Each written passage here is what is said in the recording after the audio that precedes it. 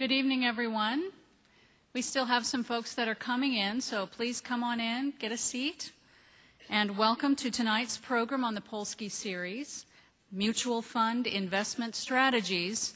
If that's not what you're here to see, you're in the wrong room, so you need to go somewhere else. I'm Emily Fowler. I'm Polsky Series Director, and I want to thank you for joining us here tonight. If this is your first time attending the Polsky series, welcome. And if you are back from a previous series, welcome back. As you know, you'll probably learn something tonight, so we're glad that you're here. I'd like to request before we move ahead that you turn off cell phones, pagers, Blackberries, Blueberries, iPods, etc., or at least set them to vibrate or silent or something like that. That's more exciting. Because of an incredible response to the program tonight, as you know, we are in Yardley Hall instead of the Polsky Theater. But if at any time you're not able to hear, we want you to let us know, so just yell out. The Polsky Practical Personal Enrichment Series is underwritten by the Norman and Elaine Polsky Family Supporting Foundation within the Greater Kansas City Community Foundation in partnership with the Johnson County Community College. The series includes topics which are not being offered anywhere else, where successful local professionals come to share their knowledge to benefit you. Norman and Elaine's name graces the beautiful Polsky Theater, which is next door to this space, and a variety of events happen there every year. And I'd like to take this opportunity to recognize both Norman and Elaine Polsky for this example of their generosity. Let's give them a round of applause.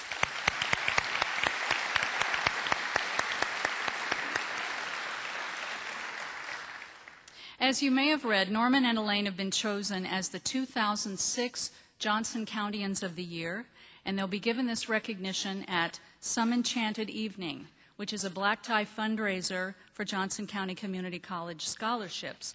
This will be held Saturday, November 11th at the Overland Park Marriott Hotel. It'll be chaired by Terry and Peggy Dunn. It's our 20th event, so we're very honored to have Norman and Elaine as our honorees this year.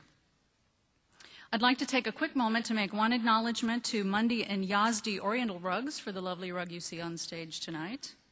And also to say a big thank you to the Carlson Center crew and to our television crews tonight for helping us make the transition from the Polsky to Yardley at the last minute. So we thank them for their help tonight. Out in the lobby tonight, we have a couple of books on sale. One of them is Adam Bold's book, which is available this evening. It's titled The Bold Truth About Mutual Funds, and it is priced at $10. That compares to the regular price of $14.95 plus tax. So we hope you will take advantage of this opportunity and don't leave without one tonight. Now, we get to the packet that we gave you as you came in this evening. This is for you to take home and share with your family and friends, but let me take you through the contents of the packet. On the right-hand side, first of all, is the order of tonight's program, so you can follow along there to see who's speaking when. On the back of that is our schedule for the entire year, and you'll see that starting tomorrow, you can obtain tickets for the September 6th seminar, which will feature Eric Morgenstern, the CEO of Morningstar Publications, and he's going to be doing a program called Excellence, Not Difference, Building the Brand Called You. So that's our next seminar coming up in September. Behind this, you'll find a bio of Adam Bold. It gives you a little information on his background. Also some information continuing through the packet on the mutual fund store, the locations of the store across the country, and on the back of that, Adam's 10 Commandments of Investing, which is what he'll be covering on screen tonight and as he speaks to you.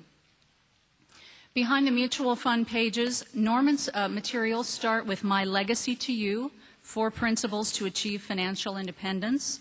And on the back of that sheet, you'll find biographical information on Norman and Elaine Polsky. And then the last thing on the right-hand side is a yellow sheet. This is Norman's report of his results with his mutual funds as of March 31st of this year, and this was put out April 26th, so you can take a look at that on the front and the back. Now, on the left-hand side of your packet, I know I'm going quickly, but I want to get to our program this evening. We have 2 cards. One is a blue question card. It looks like this. This is going to allow you to ask questions of our panelists tonight, and I will be back, never fear, to remind you to fill out your Q&A card later. Once you've filled that out, if you would pass it to the aisle, the ushers will come along and they will pick these up from you, and we'll get your questions up to the stage for our panelists during the Q&A. That takes place the last 30 minutes of our program. Also, the green survey card. This is very important, especially numbers 1 and 2, as far as our presenters that you see tonight. Norman wants me to get 100% of these back tonight, so I'm counting on you to help me do that. So before you leave tonight, please hand this to an usher on your way out. You can give us feedback. On the other side, if you're not on the mailing list, you can be added, and you can also suggest future topics for programs as we plan for next year. Also on the left are main points from our first 2 seminars. Following that is a Fortune magazine article called You're on Your Own. This is from their 2005 retirement issue, and Norman will make reference to this during his presentation, so you might want to pull that out and put it on top. And then the last piece there is some information about Peter Newman's 17th Annual Financial Planning Seminar Cruise, which is an interesting combination of topics. So I hope you'll look at that. There's more information on that in the lobby also. Okay, I think we've covered the packet, and what I'm going to do now, without further ado, is hand the program over to Adam Bold.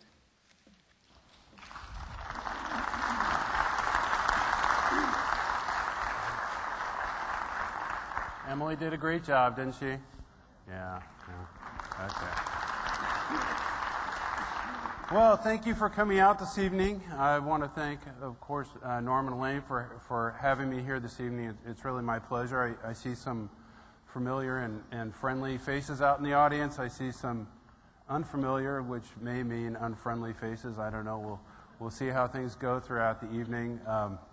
It was pointed out to me we do have one celebrity here this evening. Mayor Pro Tem Alvin Brooks is here this evening, and Alvin and I met. The first time we met was on, we were both asked after the President's State of the Union address to come on television and talk about it. And I think our views were a little bit different, but I think that was the beginning of a beautiful friendship as well. So welcome to Mayor Pro Tem Brooks.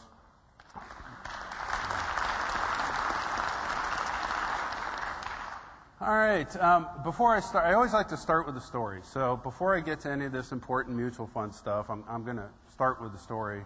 And the story that I'm going to tell you tonight is about the day that Albert Einstein died. And so Einstein dies, and he goes up to heaven, and he's greeted by St. Peter. And St. Peter says, Dr. Einstein, it's really a privilege to have you here. You know, it's an honor. We've got you set up with this really nice place. It's a condo. It's in Heaven's Acres, but it's a big place, and I think you'll like it. You're going to have 3 roommates, and, you know, I think you'll really, really like this place. So Dr. Einstein goes over to his new condo, and here's his 3 roommates lined up. So he goes up to the first guy, and he says, Hi, I'm Albert Einstein. What's your IQ? And the guy goes, 180. And Einstein goes, That's great. He goes, You and I can spend the rest of eternity talking about relativity and all the secrets of the universe that we know now that we're in heaven that we didn't know when we were on Earth. So he goes up to the second guy and goes, Hi, I'm Albert Einstein. What's your IQ? The guy goes, 110. And Einstein goes, That's great. He goes, You and I can spend the rest of eternity talking about sports and women and all the things that made life great. So he goes up to the third guy and he goes, Hi, I'm Albert Einstein. What's your IQ? And Einstein says, the guy says 60. And Einstein goes, So, how'd the market close today? All right, with that, we'll begin. See, it was either that or a joke about the Royals, but it hurts too much. So tonight I'm going to talk about the 10 Commandments of Investing. I've been given a half an hour to do this.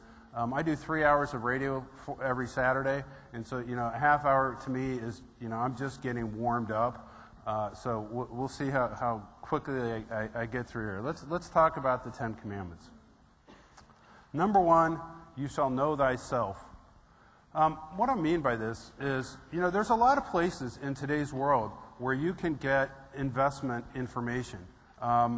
You can go to Barnes & Noble, and I bet there's at least 30 magazines about investing. We know that there's CNBC. We know that there's Bloomberg Television. We know that there's the Nightly Business Report. We know that there's Norm Polsky, we know that there's your next door neighbor, the guy that sits in the cube next to you at work. There's all these places where people go, oh, this investment, this looks like a good investment, and this looks like a good investment. There's all this information that's coming at you. But I contend, before you can make even one investment, before you can put $1 into anything, you have to know what kind of person you are. Now, at the mutual fund store, we have clients who come to us and they say, Adam, you know, if I ever get my monthly statement and it's worth $1 less than it was worth the month before, I'm not going to sleep for the whole next month until I get my next statement. We have other clients who say, hey, Adam, I don't care what it is on a month-to-month basis. I'm going to retire in 20 years, and I want to know that in 20 years the money's going to be there. And I don't really care what it does in between. And then we've got all kinds of people that are in between. So just because an investment is good by some magazine telling you that, or somebody on the radio telling you that, or whatever the case may be, doesn't necessarily mean that it's appropriate for you. Before you can make any kind of investment at all, you need to know where you're coming from. Where are you on that risk spectrum? What feels comfortable to you? You and your next door neighbor may have exactly the same amount of money, but what feels right and what is appropriate and is comfortable for you and what is right and appropriate for them are going to be different. So you have to know where you're coming from psychologically and before you can begin investing. Number two, you shall know thy advisor. I contend that there are two kinds of people in this world. There is one subset of people who have the intellectual and emotional capacity to be able to make their own investments on a day-to-day basis. And then there's a second group of people who do not have the emotional and intellectual capacity to make their own day-to-day investment decisions, and those people need to get help. Now, I will tell you that admitting that you need help, there should be no shame in that whatsoever. I mean, I will be the first one to tell you that God has given me a lot of gifts, but mechanical ability is not one of them. I can successfully change a light bulb unless it's stuck. And if it's one of those ones that's kind of jammed in there, then the electrician is coming to my house to get that light bulb out. Okay? Now, when my car breaks, I do not attempt to fix it. Now, I'd like to think that I'm smart enough that I could get the Chilton's manual and I could figure out what was wrong, and I could go to the parts store and the guy could explain to me, you know, how to put the parts on, and that I could do all those things, which would actually involve my buying tools, which are something that I really don't have any and have no use for. But I'd like to think I could do that. But quite honestly, I don't have the emotional ability, the intellectual ability to fix things. It's just not my gift. So what do? When my car breaks, I take it to the dealership, and I have somebody who works on it that knows what they're doing. Well, the same thing is true with investments. There are some people who understand what's going on, and those people should do it on their own. There are some people who need help. Now, if you're one of those people who needs help, you've got to find the right person. And to find the right person, you have to ask a lot of questions. I contend you start with question number one, which is, how do you get paid? Now, that seems like a simple question, but it's really not as simple as it might seem. For example, if you go to see a broker at Edward Jones, based in St. Louis, big brokerage company, offices all over the country, and you say to the broker, okay, you're going to take my money and you're going to put it in mutual funds. How do you get paid? What he will tell you is, okay, here's the deal. I'm going to sell you these mutual funds, and they have a 5% commission, a 5% load. So if you give me $10,000, then I get $500, and there'll be $9,500 in your account, and that's how I get paid. Seems simple enough, but that's not the whole answer. Because as it turns out, Edward Jones engages in a practice that they call shelf space fees. Sounds fancy. What is that? Well, what it is Edward Jones brokers work off of a preferred list of mutual funds.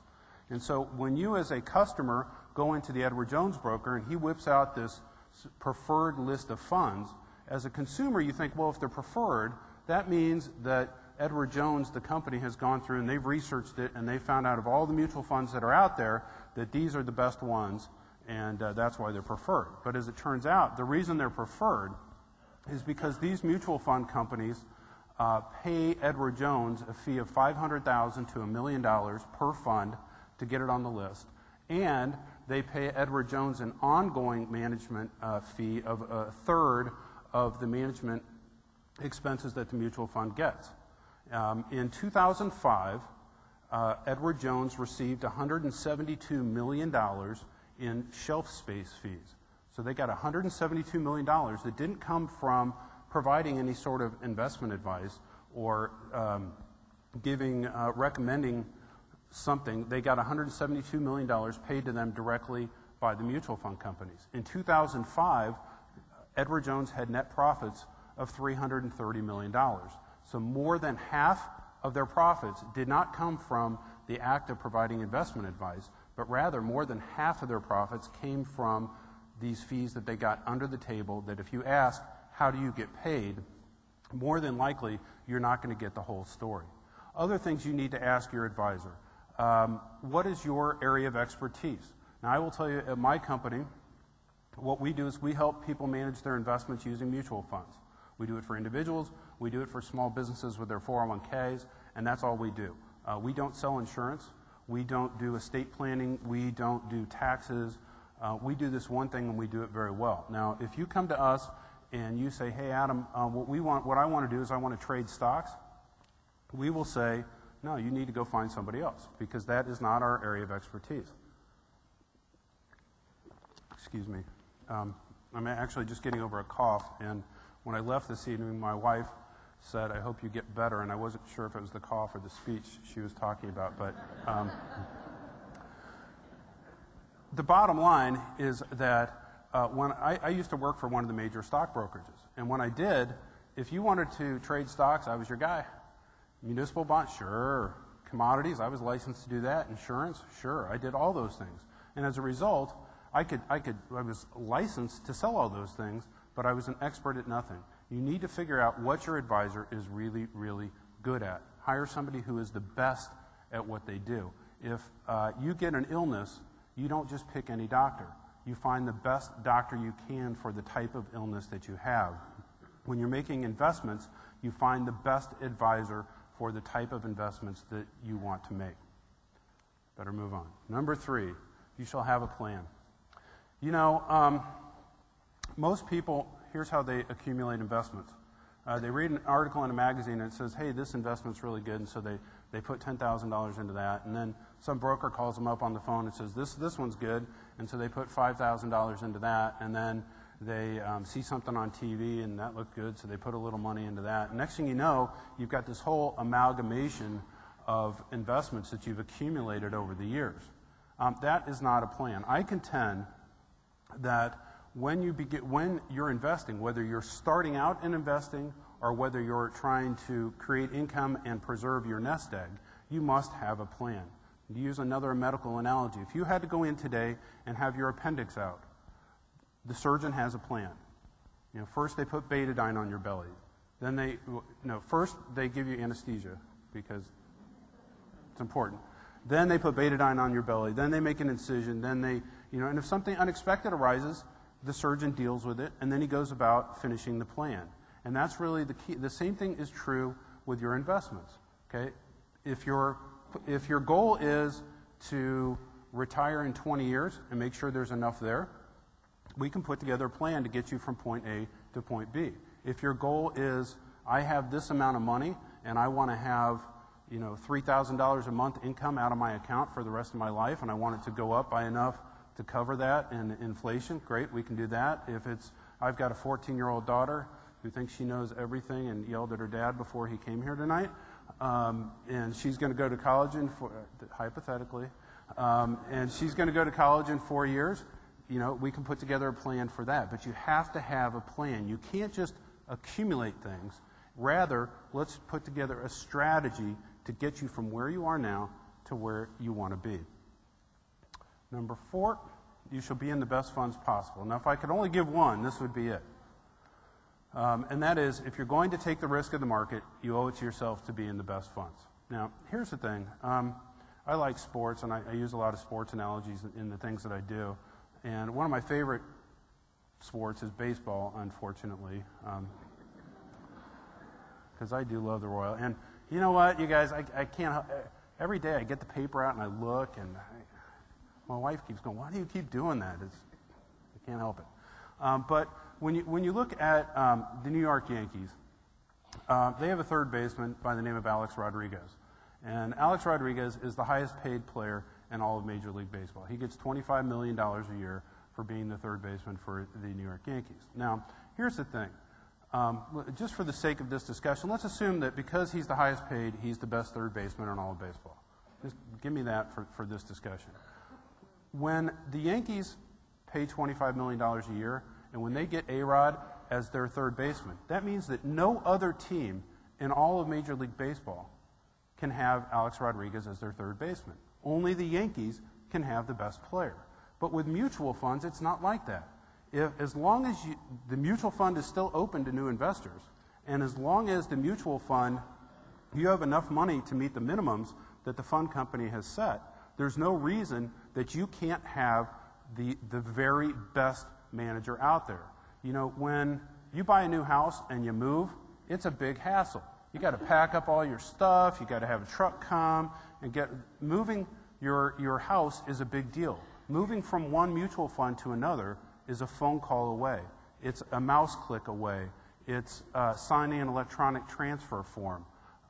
It seems like it might be a big deal, but it's really not. And every day that you continue to hold a fund that is doing poorly is a day that you're giving up the potential for something better.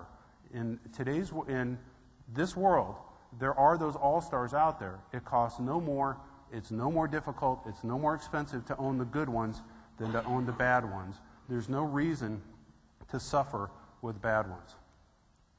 Number 5, you shall not pay a load. In 1933, the first mutual fund was started. It's called the Massachusetts Investors Trust. It was from the MFS Family Mutual Funds, which is not Mutual Fund Store, but Massachusetts Financial Services. And it was a load fund. So if I was here in 1933 and I was giving this speech, I would say pay a load, because there was only one mutual fund and you had to pay a load to get it. In today's world, there are so many great mutual funds that do not have a load that there is no reason to pay one. Now, you guys, you remember back a long time ago, 10 years ago, there was only one phone company, right? And do you remember you used to say things like, I can't call my mom until Sunday night because it costs so much. And you would wait till the right times to call people because there was only one phone company and it was expensive. Now we have lots of phone company, and nobody even thinks twice about making long-distance phone calls. I mean, it's free on your cell phone. You get unlimited long distance from your house. Nobody would ever think of going to AT&T and saying, hey, let me pay you $1 a minute or whatever it used to be to make long-distance phone calls. Okay, well, the same thing is true with mutual funds. When there are so many great, that doesn't mean that there aren't good load funds out there. There are. But for every good load fund that's out there, I'll show you a no-load fund that is as good or better, and you don't have to pay the high price to buy it. Okay, this has nothing to do with my presentation, but what I generally find is that when I put things like this in my presentation, it raises the general happiness level of the crowd. And then when people go home, they go, hey, that guy was pretty good. Yeah, I feel good. I used to have the Royals logo in here too, but it didn't help anybody. Number 6, you shall stick to your plan. We talked earlier about the plan. Okay, so you put this plan together and you come and you sit down with an advisor, or you do it yourself, and you put together a plan to get you from where you are now to where you want to be. And it's great. And here's this plan, and it's written, and you got pie charts, and you got this plan to get you from, it's great, written plan. And then what happens is we have a few weeks, like we've had the last few weeks in the market, and people go, holy cow, I got to sell everything. I got to get out. No. You know, and Maria Bartiromo, my good friend Maria, she gets on television and she goes, you know, she gets these people on there and she's like, the market's down 30 points. Why? Well, you know, who in the heck knows why the market's down 30 points? Here's what I'm going to tell you, is that CNBC, they love to scare the pants off of each and every one of you. Okay? And let me tell you why. Because when you're scared, you watch more of CNBC. And when you watch more CNBC, they get to sell their commercials for higher prices than they did when less people were watching. If they put a bear on the cover of Money Magazine, people are scared, and so they buy it, and then they get to sell their ads for higher prices than they did when there was no bear on there. Okay? They love to scare you. The bottom line is, if you've got the right kind of plan, the plan that is appropriate for your level of risk, your risk tolerance, sometimes things are going to go down. I hate to tell you that. Sometimes things are going to go down. But if you have the right plan for you, you can weather just about any kind of market environment. Number 7, you shall save. Now, there's people in this room who have already accumulated their nest egg and are set for life and just want to keep what they have, get some income, etc. There are people in this room that are just starting out. And even for you people that have your nest egg, I'm sure you have kids and grandkids and other people that are just starting out. A lot of times people will come to me and they go, Adam, when I get $10,000 together, then I'm going to invest it. And the problem is, between $0 and $9,999, when it's sitting in your checking account, it's really easy to go out to dinner one more time. It's really easy to go to one more baseball game. It's really easy to buy an extra Christmas present, an extra dress, whatever the case may be, and go through that money. I will tell you that very few people in this world get to come into large amounts of money at one time. Very few of us get to win the lottery. Very few of us get to have Aunt Mabel die and leave us millions of dollars. Very few of us get to sell a piece of real estate and get this huge sum of money all at one time. I will bet that the vast majority of the people in this room who have accumulated their nest egg did so by saving small amounts of money over long periods of time. Norm will talk about that a little bit later in his presentation, but here's what I'm here to tell you. You start now. There are mutual funds out there that will let you start with as little as $250 and will let you put as little as $50 at a time in after that. So what I tell people come to me, young kids right out of school, I'll say, look, start with $250, put $50 a month into the account. The first time you get a raise, let's say you get a $100 a month raise, increase the amount you're saving every month from $50 a month to $100 and spend the extra $50. The next time you get a raise, put half of it, increase the amount you're saving every month. It's amazing how much money you can accumulate over long periods of time.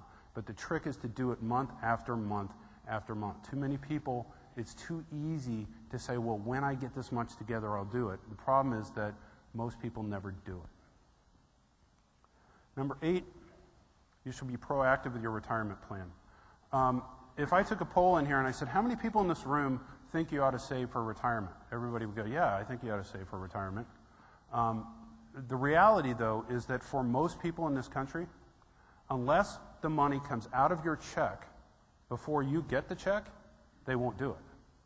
You know, everybody knows it's a good idea. It's one of those things that you know is a good idea, but unless the money comes out, they won't do it. So for most people, their 401k, their 403b, their 457 plan, the retirement plan at work will be their single largest retirement savings. Okay? If that is going to be your single largest retirement savings, don't you owe it to yourself to ensure you're making the most out of that plan? I will tell you that there's an industry statistic, and that is only 1 in 6 people who have a 401k ever make a change to the funds that they have in their 401k. Think about that. Only 1 in 6. Why is that? It's because people get their job and they get a new job and they go, okay, here's your W-4. Tell us how many exemptions you want. Here's your health insurance form. Fill that out. Here's your 401k form. They don't know, so they ask somebody or whatever, and they fill it out, and then they just forget about it. And they figure that at least I'm doing the 401k. Well, doing the 401k is not enough. You have to do it right. Number 9, you shall not buy what you do not understand. I'm going to try and make this as concise as I can because Emily's waving at me.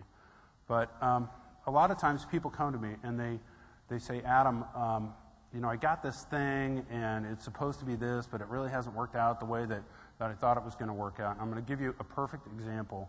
And there's some people here in town that don't like it when I talk about this, but I'm going to talk about it anyway. There's an ad that runs in the Kansas City Star. It runs in some other papers across the country. And what it says is 9.5% interest, paid monthly, guaranteed. Runs in the paper every week. Sounds like a pretty sweet deal, right? 9.5%, guaranteed, monthly, sweet deal. Okay? So I called. It's from a company called Pioneer Financial Services. So I called and I got a copy of the prospectus for this deal that Pioneer Financial Services has. And it turns out, unless you read the prospectus, you wouldn't know this, but what it is, it's a preferred stock that is issued by Pioneer Financial Services. So here's the deal. It is guaranteed. It is not guaranteed by the U.S. government. It's guaranteed by Pioneer Financial Services. It's not exactly the same thing. Okay? Number two, what they tell you very, very clearly in the prospectus is that there is no secondary market for this preferred stock. What that means, the shares are not listed on any exchange. They're not. So when you buy those shares, you can't sell them because there's nobody to sell them to. There's no marketplace in which to sell these. So basically, and when you die, guess what? Your kids can't sell it either because there's no secondary market. But you wouldn't know that if you didn't read the prospectus. Okay? Number three, how do you think they pay you 9.5% interest? What do? Well, here's what they do. Pioneer Financial Services is in the business of making loans to service people in the armed services. Their average loan is about $400, and they charge 24% interest. So what they do is they get investors to put the money in at 9.5%, and then they loan it out to these service people at 24%. Now, I'm here to tell you, nobody goes into the military to get rich. Okay? These are people, you know, you came here tonight in your air-conditioned car, and you're going to go home to your air-conditioned house, and you go to the grocery store, and we have oranges in the winter, and we have safety and security, and we got the best schools in the country right here, and we have the clothes on our backs. We have all these things because there's these men and women that are putting their lives on the line to preserve the lifestyle that you and I lead, and to have these people charge them 24% interest, I find personally reprehensible. Okay? I could not feel comfortable making an investment like that. You know, when you get to borrowing $400, that's not money that I want something. That's I need $400 right now. Okay? But if you didn't read the prospectus, you wouldn't know. I'll tell you, I will do this. How many people in this room have ever read a prospectus? Okay. Now let me ask you this. How many people in this room have thrown away 20 times more prospecti than they've ever read? Yeah. See, what the government keeps doing is they go, you need to have more disclosure. So what they do is they put more and more stuff in these prospecti, and the prospecti get thicker and thicker. Well, I contend, and they're saying, well, yeah, there's more information there. But I contend the thicker they make it, the less likely it is that anybody will ever read it. If you don't understand it, don't buy it. Number 10, you shall not buy annuities. I'm cutting into Norm's time. I'm going to do this really, really quickly. There are two kinds of annuities. There are fixed annuities and variable annuities. This is why I do not like these products. Number one, a fixed annuity is basically like a CD, except for it's issued by an insurance company instead of a bank. And so what they do is they go, okay, and this is the way they sell them. They go, it'll pay 9% in the first year, and then after that it'll pay a market rate. But we know that the market rate will never be less than 3%. Okay? And so what happens is you buy this, and if you sell it within the first 10 or 12 years, there's a penalty to get out. What happens is they pay you 9% the first year, and then it goes to 3%. And they say that's the market rate, and it's the market rate forever. And if you change your mind and want to get out, you might have to pay a 10 or 15% penalty to get out. Let me just tell you about annuities. They are issued by insurance companies. These insurance companies are Fortune 500, multi-billion-dollar, multinational companies that issue these things. They have people working for them that are called actuaries. Actuaries are people who are really, really good at math. We're not talking about, pretty good at math, really, MIT, PhDs in math. Okay? And what these actuaries do is they figure out what rate of return the insurance company can earn on their money, and they figure out what rate of return, what's the least they can pay to somebody to get them to buy this thing, and that's what they sell. Okay? Now, when you buy one of these, who do you think knows more about whether the interest rates are going to be good? You or the guy who's really, really good at math working for the multi-billion-dollar multinational insurance company? If those insurance companies thought that they were going to pay interest rates that were higher than you could get at some bank or by shopping around on the internet, do you think they would sell that product? I don't think so. The second kind of annuities are variable annuities. These are basically a family of mutual funds that are issued by an insurance company instead of directly by the mutual fund company. Here's why I don't like variable annuities. Number one, they have very high fees. The way that a mutual fund company makes their money is from their ongoing management expenses. It's typically about 1%. If you have a mutual fund in an annuity, or outside of an annuity, they get that 1%. So how does the insurance company make their money? Well, what they do is they add another layer of fees on, typically 1.5% to 3.5% a year, and that's how so if you have the exact same fund outside the annuity, it's going to do 1.5% to 3.5% a year better than owning it inside the annuity. The second thing is the tax treatment. If you buy a regular mutual fund today, it goes up in value. As long as you've held it for 12 months and you sell it, the maximum tax rate you're going to pay on those gains are 15%. With an annuity, those gains are taxed as ordinary income, which can be as high as 35%. So you can end up paying more than twice as much in taxes on the exact same amount in gains. Number three, most of these annuities have back-end surrender charges. The guy will say, you put your money in, if you sell it within the first 7 years, you have to pay a penalty to get out, but you're a long-term investor, you're never going to do that, so it'll never affect you. Well, I'm here to tell you, I talked about my 14-year-old daughter earlier. I remember being 14 and thinking that I knew everything there was to know about the world. And then when I was 21, I looked back and said, oh my gosh, how could I have been so stupid? And then when I was 28, I looked back at 21, and so on. 7 years is a long time. How many people in this room have your attitudes about risk and investing changed over the last 7 years? Why do you want to never buy something where your decision as to whether to keep something or to sell it is based on anything other than the underlying quality of the investments themselves? You don't want to be trapped in something. So don't buy something that has a surrender charge. With that, I'm going to go ahead and end here, and we'll hopefully have a little more when we do our questions later. So thank you, and it's my pleasure to introduce Norman Polsky.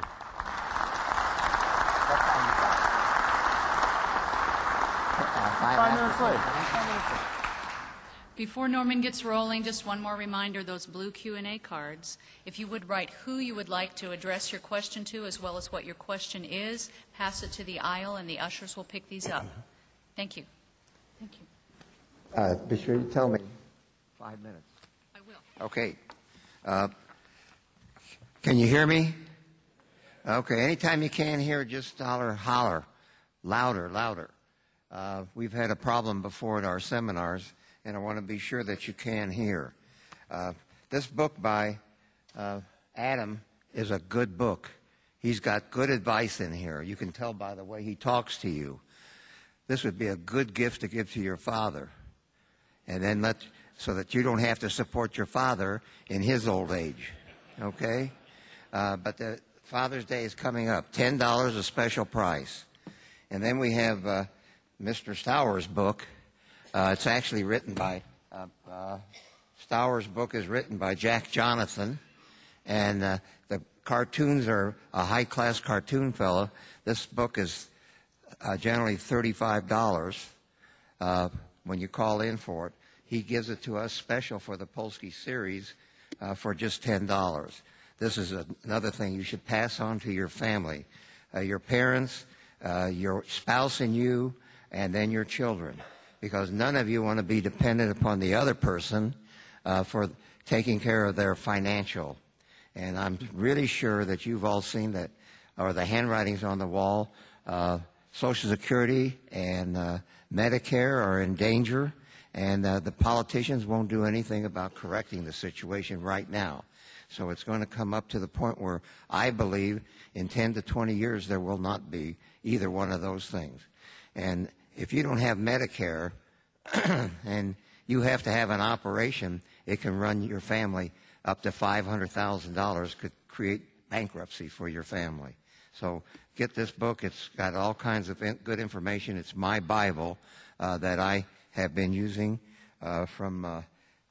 since I started since he came out with his first edition. This is the 4th edition of his book. Adam has given you some good advice.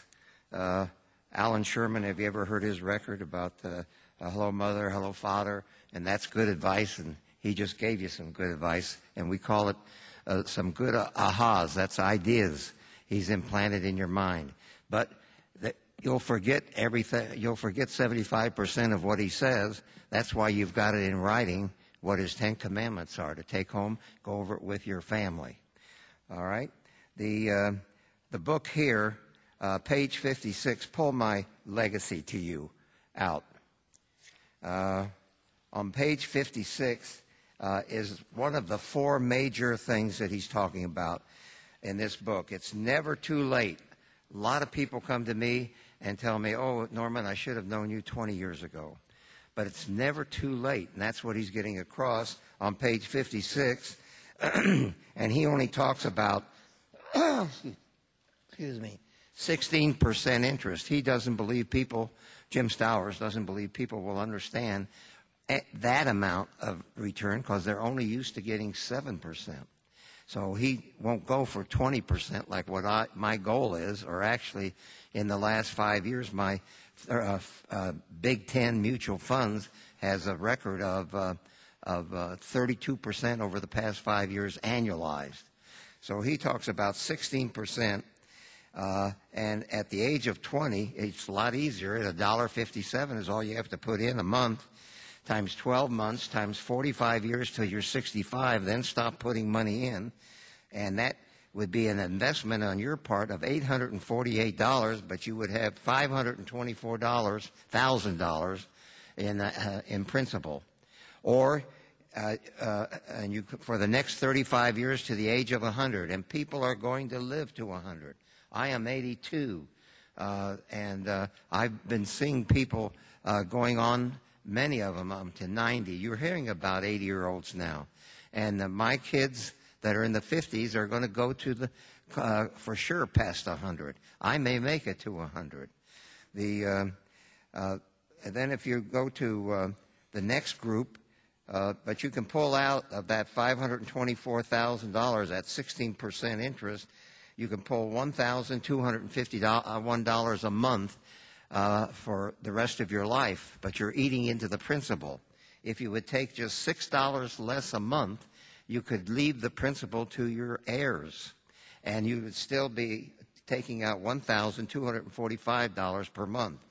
So then if you're 40 years old, you'll have to put in more money, $31 a month times 12 months times 25 years, because you're 40 and you got to go to 65. You'll be putting away $9,000 for the same value. Or if you're 60 years old, it's still not too late. You only have 5 years to invest to age 65, and that figures up that you'll be putting in $67,000, but it's going to be worth $524,000 at 16%. That's a terrific principle that he's talking about here, and I believe it 100%. Then on page 137, you know, the Dow Jones started in 1897, and he's saying in his book, and he's got the proof in the book if you'll read it, that over time the stock market always seeks new highs. It may go up and down. Like in 1987, it dropped 500 points, the Dow did, in one day. But by the end of that year, that was October the 19th, 1987, and by the end of the year, 12/31/87, it already made that up and was ended the year at a positive 5%.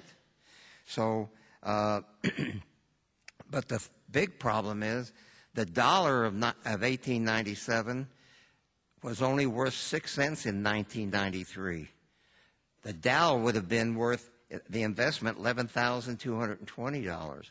And this is the biggest problem I have with people, widows and so forth, that say, oh, my husband left me bonds and I'm taken care of. They don't understand that the average person hasn't put aside at $50,000 for their retirement over and above their 401 or their or their IRA or something. But only $50,000 in 20 more years. You're 65, and by the time you're 85, you will have lost 20 years at 3%. You will have lost 60% of your principal purchasing power, and you will only have the purchasing power of $40,000. And the big problem is that a retirement home that you go to in Kansas City right now is $50,000 a year. But 20 years from now, it might be $500,000 a year. So you never have enough money, and you can't afford to retire. I try to tell that to people. And that's why you see people working at the grocery stores, old people sacking groceries. They do it for two reasons. They want to make that $5,000 a year that they can put into a Roth IRA, and they can keep putting it in even after the age of 70 and a half. And then another $5,000 for their spouse, so that they can, in 20 years, they will they were 65. By the time they're 85, they can be a multimillionaire extra, other than their 401k or anything else they have put aside. It's just a good way to protect yourself. The the next thing down is page 190. The amazing results of consistent monthly investments. Now he's trying to talk about, if you're under 50, you can put away $4,000 a year in an IRA Roth or an IRA traditional. A Roth, if you can qualify, you have to be under a certain $90,000, a single adjusted gross income, or if you're a married couple, it's about $190,000. Well, there aren't too many people that are over 65 years old making $190,000, so that most of them can have a Roth IRA. And that way you don't have to pull out at the age of 70 and a half. You can keep putting in, is what that is, and keep building that nest egg. But what he's trying to show here, that if you had two mutual funds, and there's 12,000 to choose from, and what Adam is talking about, it's hard to find good mutual funds that beat the S&P 500 index. Out of the 12,000, I don't think there's 1%, 120, that beat the S&P 500 index. So anyway, if you had these two, that starts at $6, they both do. But this one, Fund A, goes up straight up. At the end of 10 years, you're going to sell out. You're going to put in $100 a month. That's times 12 times 10 is $12,000 a year is what you're going to put in, and it goes straight up like this to $16, and you sell out. Or B, it goes down for the first 5 years to $1.50, and finally the next 4.5 years it gets back to $6, which is going to be 27% more value. Most people will pick A for sure, but it's not true, because at take the 5.5 years when it's $1.50 and you're putting in 100, you're going to buy 70 shares. The other one is going to be about $10, and your $100 is only going to buy 10 shares. So on the next page in his book, he shows you how you can be 27% better if your fund actually goes down. And there's going to be corrections, and there are going to be up and downs, and don't look at it every day or you'll have a heart attack. And I don't do that. Now the next one is page 209, and there's this Vanguard 500 that you could, if you want passive investing, you don't want to make decisions about your thing, but you can still go to the mutual fund store, and they'll watch it for you every day. You cannot buy and hold. There's no question about it. When I was a younger man, you could buy IBM, Eastman Kodak, and Minnesota Mining and put them in the vault, and they'd be good forever. Not anymore. And you can't stay with your mutual funds. Know your mutual funds is what he's trying to tell you here. So on that particular page, you've got the probability of making 16%. Now, the Fund A here is his growth fund, Mr. Stowers, American Century. 5 years, the probability is 54 for Fund A and 35 for the S&P, meaning that the Fund A is 54% better.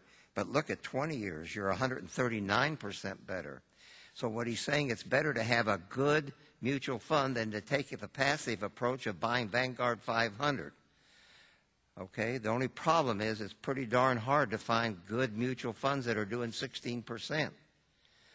Okay, now then here's the rest of my strategy. You can read it later, but it says, I stay fully invested. I can't guess the market. I don't know why the market went down in the last 6 weeks, and I don't bother with it. I know that over time it's going to seek new highs, and the dollar in the meantime is going to continue to erode. And that's your biggest enemy. Then I don't buy and hold. I do not watch daily. You'll have a heart attack. I do not rely on investment advisors. If they're so smart, why do they have to work? Now, I do pay attention to Adam Bold, Susie Ordman, and Peter Newman. He's on at 10 o'clock on Saturdays, 980, and Peter Newman's on at 11 o'clock, 980. Those are good advice they are giving you. And Susie Ordman gives you good advice except for one thing. And I think Adam and I agree on this, on many things we do. She says you shouldn't be investing until you have all debt, including your home, paid off. And I say, and I'm sure his book says the same thing. The home, you have to have a place to live. And the home, you can deduct the interest, which is an important thing, and it always appreciates. When I got married in 1946, July the 4th, 1946, the second year we bought our first house for $44 a month. But the prices of, and we've kept buying 5 homes, and every home is more money, and the price of homes keeps on going up. Except in the last year, like I used to have Alpine Real Estate Mutual Fund, it hasn't done so good. It reversed its thing. Anything that's hot today may not be good tomorrow, and it may be better to look at it and get out and go get something else. Don't wait for it to come back, for goodness sakes. I know people that are still waiting for technology stocks, or mutuals or stocks, to come back to their 1999 all-time high. And if you remember correctly, 1999, the reason everything was so great and rosy was because they told you that when we go into the year 2000, if you don't spend $5 million or billions of dollars on your computers and all that, it's all going to blow up or something. But it didn't happen when we went into 2000. But the other thing was all of these corporations that were falsifying their records, now they're going to prison on it. And then we had a bad 2000, 2001, and 2002 years. I believe most people will outlive their retirement funds with no Social Security or Medicare or company pension plans. There's no question about that. Pull out this other piece of paper that I gave you from the Fortune magazine. It's called Your Own, and that's okay. Pull that out. But here's a magazine by Fortune. They spent, this is a special issue, they spent this whole issue on telling you you cannot afford to retire and you better take a charge of your retirement. Don't leave it to anybody else, your brother-in-law, your broker, or whatever. And that's what it's talking about. And look there's some things on that. Just realize that United Airlines got permission from a judge to default on $6.6 billion of pension plan. Just like that, they wiped it off. The next thing is the government's pension benefit guarantee. I'm reading right from that first page. It's Your Own, okay? It says the pension corporation, which picks up some of the burden when companies like United fail, is in need of a taxpayer bailout itself. President Bush said that our Social Security is in danger and we really need to fix it now. And there's certain ways you can fix Medicare and Social Security. If they were listening to me, but they don't, the politicians, it's pathetic. They should raise the age from 65 to 75. 65 was okay in 1933 when Roosevelt was going through getting us out of a depression. But right now, most people can work till 75. And the second thing, on like Medicare, you should have a $100 deductible on the darn thing. And raise the rates that you have to pay on Social Security and Medicare now, okay? Or that's better than letting it go out. And then Ford announced that it was suspending matching contributions to the 401ks of its salaried employees. So some of you people are getting 401ks with your employer that aren't the size of Ford, and how do you know that they're going to have that there? And then there's two good things about 401ks, and I'm not saying you shouldn't go into them, but it's before tax dollars, and companies were matching, but they're getting away from that, just like Ford said here. So those are the two major reasons to be in it. But the disadvantages are at 70.5, you have to pull it out like your regular traditional IRA and start paying what you deferred the income taxes on. And the other problem with 401ks, they don't give you a good bunch of family. They pick one family to invest in. They don't give you anything really good. There's 12,000 to pick from, of which there's 120 good ones. So they don't use those. Whatever salesman came in and sold them a song and dance is what they use. Now the next page There's more things underlined, but I suggest you really read this portion of it, because I want you to take charge of your retirement. If you're a widow, you're a woman, investing is a terrible mindset by most people. They think it's only for brokers and men, and they're not the smartest. I can tell you that for sure. Okay? Okay, now then, I was down on this thing here. I was down to number 7. I believe people should pay off their debts, credit cards and so forth. 5 minutes? Man, it seems just like a minute ago. Anyway, read the rest of it. It's all there that you can take it home and go over it. Now, the next thing I want you to pull is my article on, I turn this out every quarter. Now, anybody gives me self-addressed stamped envelopes, I send this to them. I spend a whole day once a quarter. I go to the Wall Street Journal. I go up to the hen house for $1.07. I got to get there by 7 o'clock or they're sold out. Okay? And I go through that and get all my statistics, give them to my gal Trish, and she figures out my weighted scores and the ranks and average rank. And that's how I know the rate of return, which ones I want to keep, which ones if I can find a better one, I always replace it. I don't hold on to it. But there's my record as of March 31st, 32% on the Big Ten. Now, I didn't hold the Big Ten all of that 5 years because I keep changing. I started with Big 4, Big 6, Big 8, Big 10. Now I'm into, Big 13. The first paragraph, incidentally, Mr. Stowers says, Norman, nobody's ever going to read it. You got to have a magnifying glass. And so I wrote him back. He's 85, I'm 82. He was in World War II. I was in the Marine Corps. He was in the Air Force. He lost an eye. And he beat out prostate cancer. His wife beat breast cancer. And that's why he started the Stowers Institute for $5 billion he plowed in there. So I wrote him a thing, and I said, sex after 80, and I signed my name, and I sent it to him. I said, how's that? But he never answered me. So the first paragraph, I always change what I am doing new.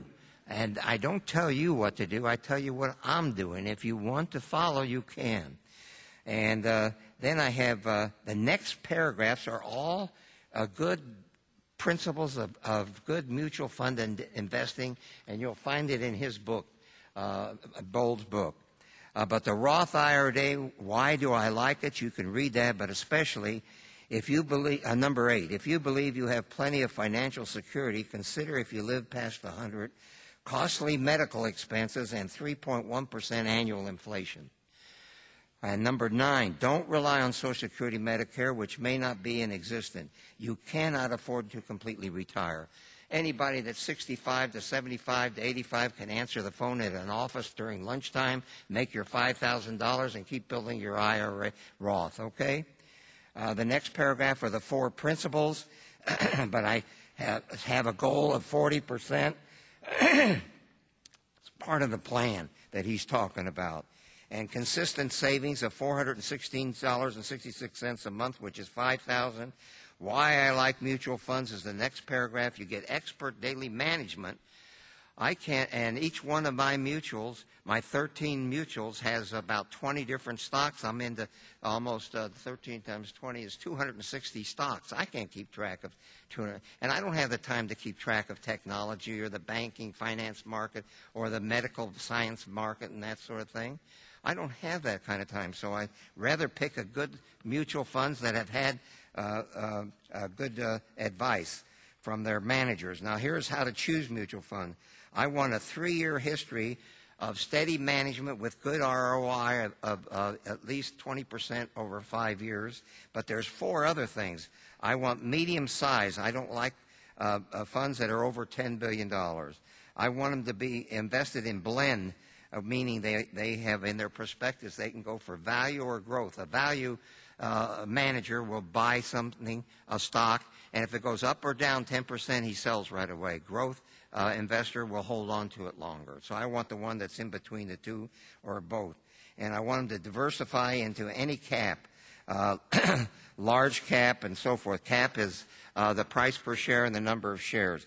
Down at the bottom is a very good table. If you take $100 a year and invest it for 30 years, you'll have put away $3,000. But if you go over to the 20% column, it'll be worth $141,000, that $3,000. But if you put away that $44,000 a year, which is the most they allow if you're under 50, that'll be 40 times the 3 is $120,000 invested, and you will have 40 times $141,000 is $5.7 million. Now, and go into 20 years and so forth. Everybody can become a millionaire within 20 years and a multimillionaire in 30 years if you just get started on your plan. Now, turn over on the back. Real quick, I'm going to show you. This is my history. I started with Sir John Templeton. He's 92, I'm 82. He lives in the Bahamas, and he's got a foundation and he gives away $100 million a year to charity. He and I were in YPO together, Young Presidents Organization. He got me started in mutuals. I've been in every kind of investing, stocks, options, real estate, all of that kind of stuff. This is the simplest and the safest is mutual funds if you follow my advice. And if you don't follow my advice, I'm going to tell your mother on you, okay? And if you don't follow my advice or Bold's advice, when you're 85 years old, you commit a federal, and you're out of money, go commit a federal crime and go to a federal prison. Thank you very much.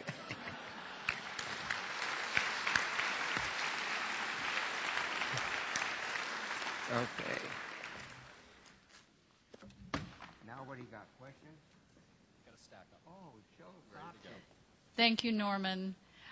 We are ready to move ahead with our question and answer period. Keep filling out blue cards if you've not yet done so, and if you have questions for Norman after that presentation, we'd be happy to collect those as well. But I want to introduce Dr. Joe Sobchik. He's here for our question and answer period, and he's my boss. He's going to do a great job. So take it away. Thanks, Emily. I don't know about you, but after listening to Adam remind me of every bad investment decision I've ever made, and Norman telling me I'm going to live to be 120 and destitute, I think I'm going to go home, turn on CNBC, and throw up. So. Well, and I was just, as I was listening to Norman, I was wondering if he says that men aren't that smart, why Norm's up here and Elaine's not. Next time I'm not coming unless it's her. Okay, here we go. Once again, everyone has given us some wonderful questions, and we're going to take these and see how many we can get through before Emily tells us we're done for the evening. The first one, this could be for both of you. I'm 74. Is this too old to begin investing? And if I start, what would be the minimum amount, and whom do I start with? Okay. The answer is no. It's not too late to start. Where to start? It's 74 years old. The way I look at it is, for most people, when you get to that point in your life, you're at a place where you go, okay, for the most part, you've made your nest egg. You've got the money that you've got to live on. Okay. Now, we want to make sure that you have enough money to live on every month, and if there's extra left over, then let's figure out how to grow that. And because one of the things that Norm was talking about earlier is that people will say, okay, if I have, just for the sake of illustration, if I have $100,000 and the bank will pay me 5% interest, that's $5,000 a year, I can live on that. But the problem is that 10 years from now, it's going to cost more than $5,000 a year to buy the exact same things that you're buying now. And so you've got, even at 74 years old, even at 84 years old, you've got to have a growth component. You've got to have something that's going to help keep you ahead of inflation so that you can continue to buy the same things that you're buying now. Where to start? There are funds. For example, one of my very favorite funds, a fund I talk about a lot, is a fund called the Excelsior Value and Restructuring Fund. That fund, which is incidentally the symbol for the fund is U as in Uncle, M Mary, B Bravo, I India, X X-ray, UMBIX. It's a no-load fund. They'll let you start with as little as $250. You can add as little as $50 at a time after that. What he owns are large, high-quality U.S. companies, and David Williams, the manager of that fund, has beaten the overall market for the 1, 3, 5, 10, and 15-year time horizons. No guarantees, but certainly the odds are a lot better when you go with somebody like that than if you go with somebody who has consistently done poorer than the market.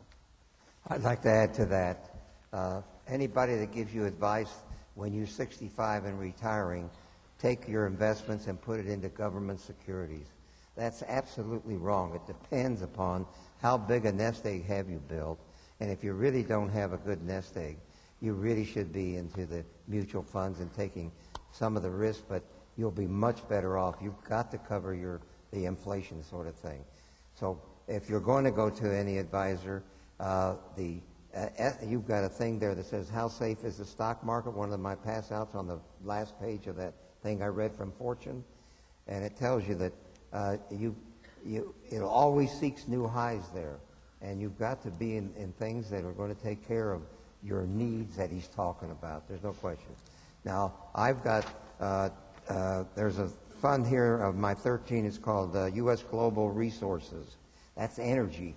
Any place in the world, any kind of energy, wind, oil, the whole works.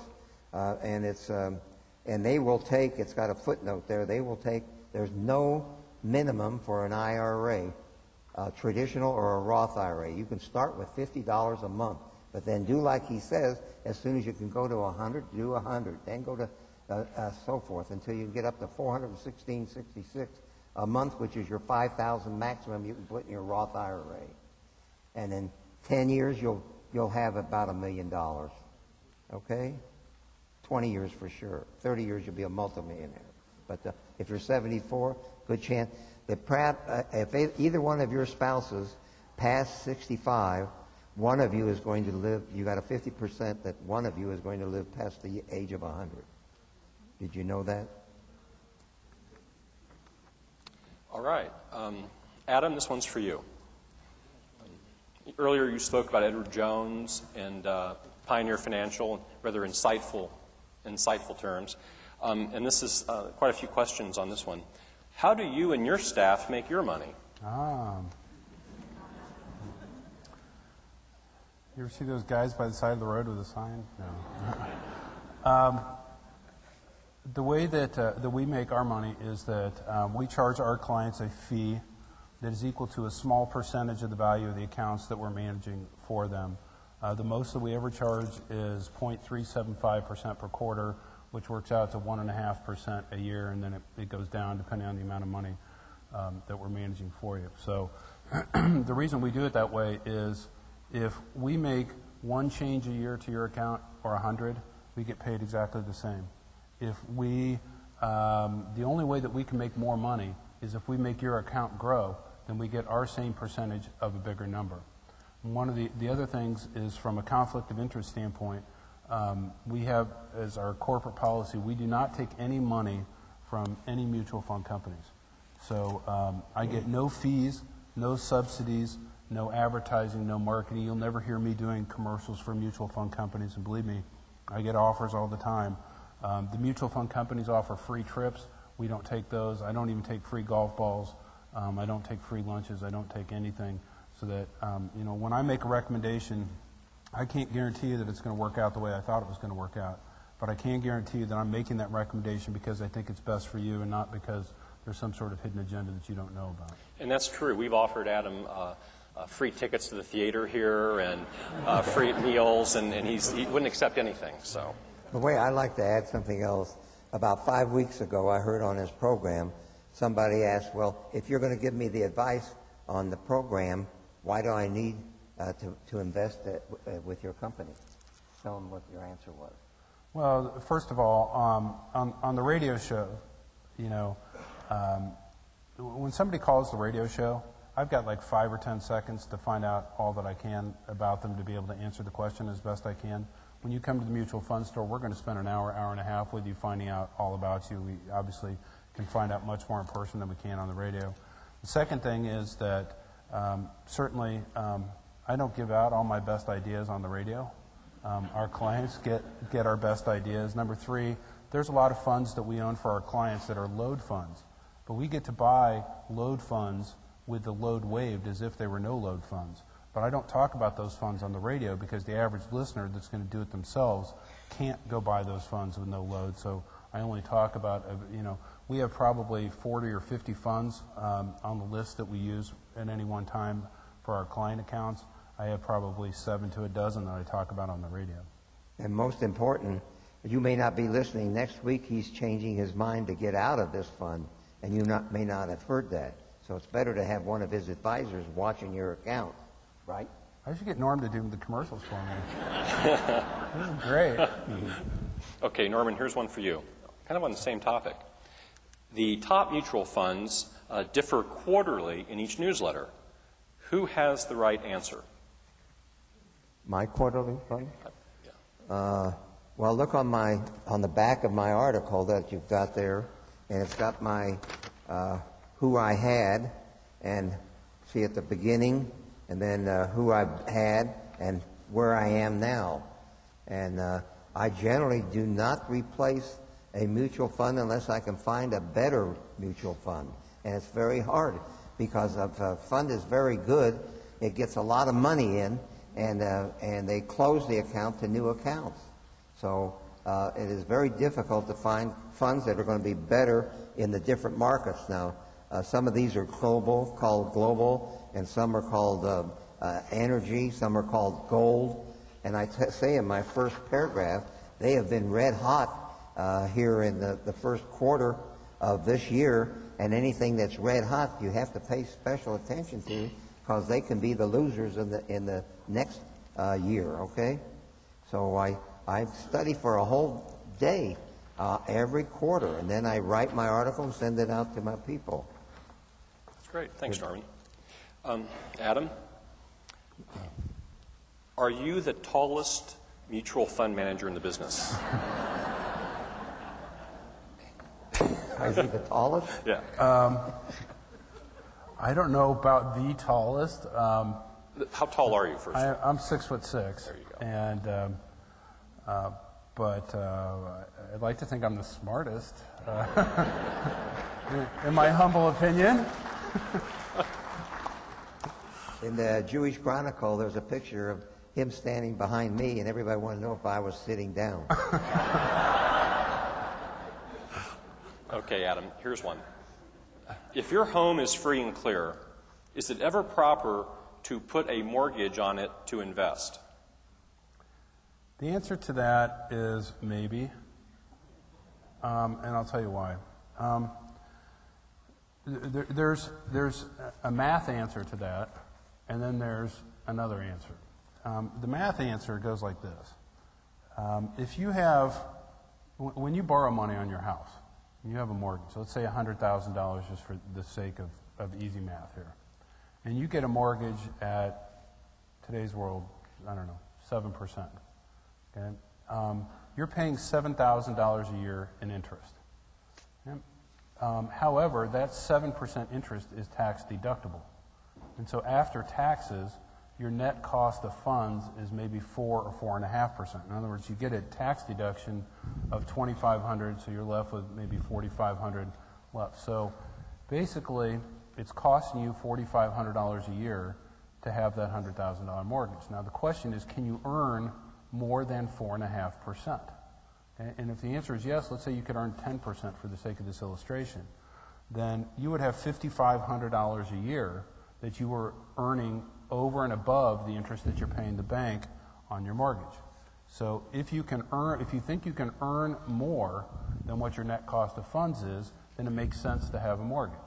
Okay? Now, that being said, there's the other thing, and that is there is a peace of mind that comes with having your house paid for. To be able to go to bed at night and to know that your house is paid for. Okay? Now, that peace of mind is worth different amounts to different people. To some people, if I went to them and I said, look, it's going to cost you $5,500 a year to pay off that mortgage. That's the extra that you could make by investing the money rather than than paying off the house. Some people would say, it's worth it to me to lose that $5,500 a month to know it's paid off. Norman is going to say, give me the $5,500. Okay, and he knows that that $5,500 is going to compound over a lot of years. That is an intangible that you can't really put a price on. So there's the math answer, which is sometimes it is prudent to take that money and get a better rate of return, but only if it feels right to you. Another thing on the peace of mind, I think if your mortgage is paid off, I don't think if you declare bankruptcy, they can't take your house away. True. In Okay, Kansas. that's another In thing of Kansas. peace of mind. Well, they could take part of your house. Some audience participation here. Who is... Yeah. Okay.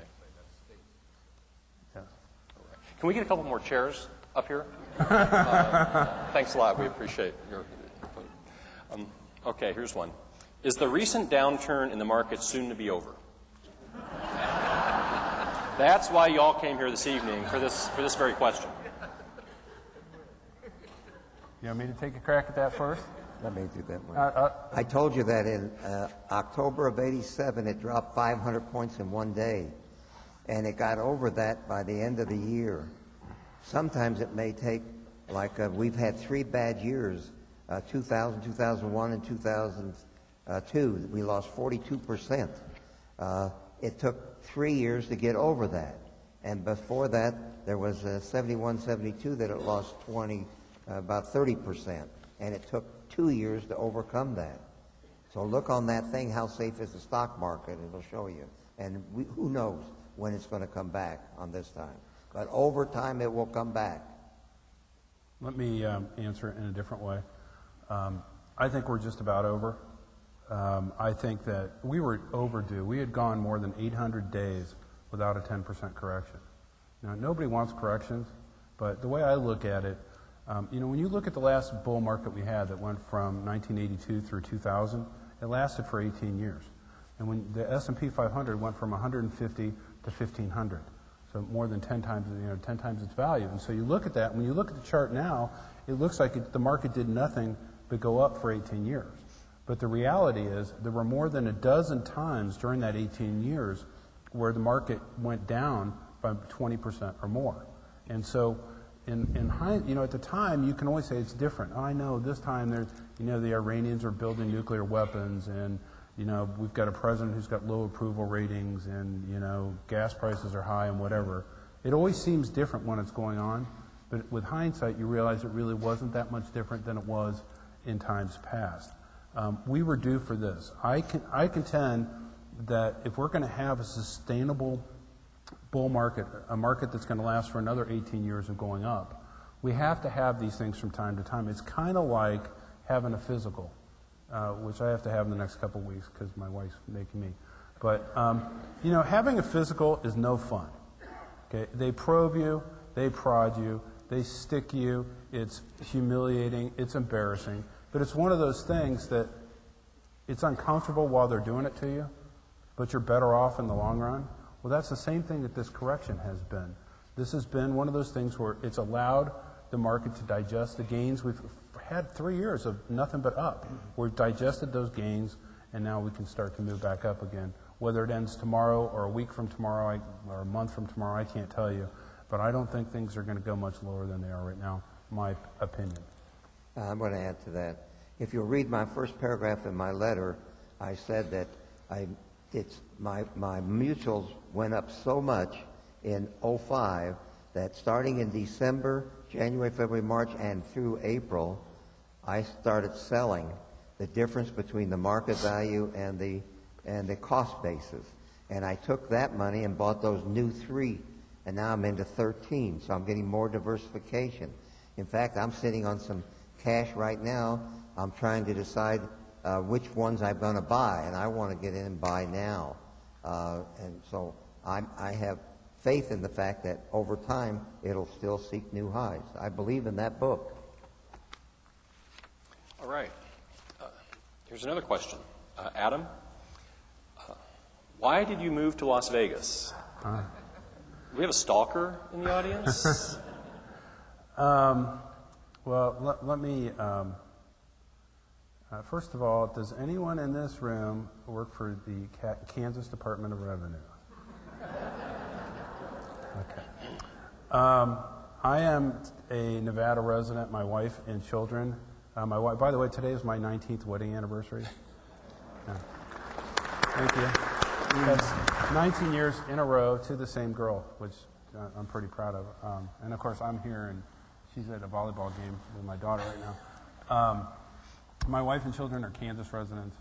The bottom line is that someday, when my kids are gone, my wife and I would like to retire to Las Vegas. So we bought a house there.